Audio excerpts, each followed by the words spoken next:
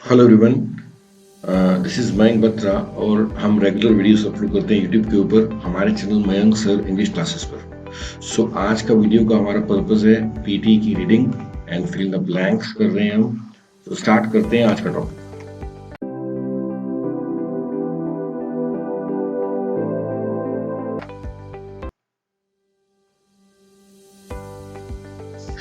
तो सबसे पहले हमें क्या करना है, एज वी ऑल नो, हमें एक आइडिया लेना है कि टॉपिक किसके बारे में है। तो साइकोलॉजी के बारे में टॉपिक है।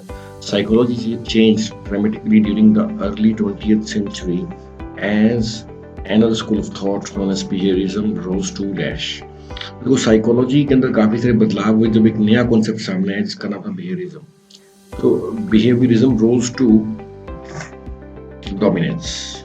देखो, अभी रीडिंग प्रैक्टिस है, ये क्या है भी, ये क्या, जब इसका दबदबा बना बिहेवियरिज्म कॉन्सेप्ट का दबदबा बना तो साइकोलॉजी के अंदर चेंज आने लगा। साइकोलॉजी की स्टडी थी, उसमें बदलाव आने लगा, रोज टू डोमिनेंस आएगा। डोमिनेंस तो क्लियर हो गया। Behaviorism was a major change from previous theoretical perspectives, rejecting the emphasis on the conscious and unconscious mind। जो behaviorism था इसमें काफी बदलाव आया, पुरानी थ्योरीज के में काफी बदलाव किए इन्होंने, और उन्होंने रिजेक्ट किया इस आइडिया को, जो कॉन्शियस और अनकॉन्शियस माइंड का आइडियाज को रिजेक्ट किया। Instead behaviorism dash to make psychology a more scientific discipline by focusing purely on observable behaviour. जो बिहेवियरिज्म है, इन्होंने क्या डिसाइड किया इस फिलोसफी में, इस थ्योरी में क्या डिसाइड किया गया, इन्होंने ट्राई किया कि साइकोलॉजी को हम क्या करेंगे, ज्यादा साइंटिफिक स्टडी बनाएंगे और ऑब्जर्वेबल बिहेवियर को देखते देखते फोकस करेंगे, ये बिहेवियर के ऊपर फोकस करेंगे, ना कि कॉन्शियस और अनकॉन्शियस माइंड के ऊपर। सो ट्राई करने को स्ट्राइव करना बोलते हैं, ट्राई करने को बोलते हैं स्ट्राइव करना। स्ट्राइव के फॉर्म होते हैं स्ट्राइव, स्ट्रोव, स्ट्रिवन। तो यहाँ पर जो हमारा वर्ब बनेगा, यहाँ पे स्ट्रोव बनेगा, तो strove should be the answer. तो behaviorism strove to make psychology a more scientific discipline। Behaviorism had its early start with the work of Russian psychologist।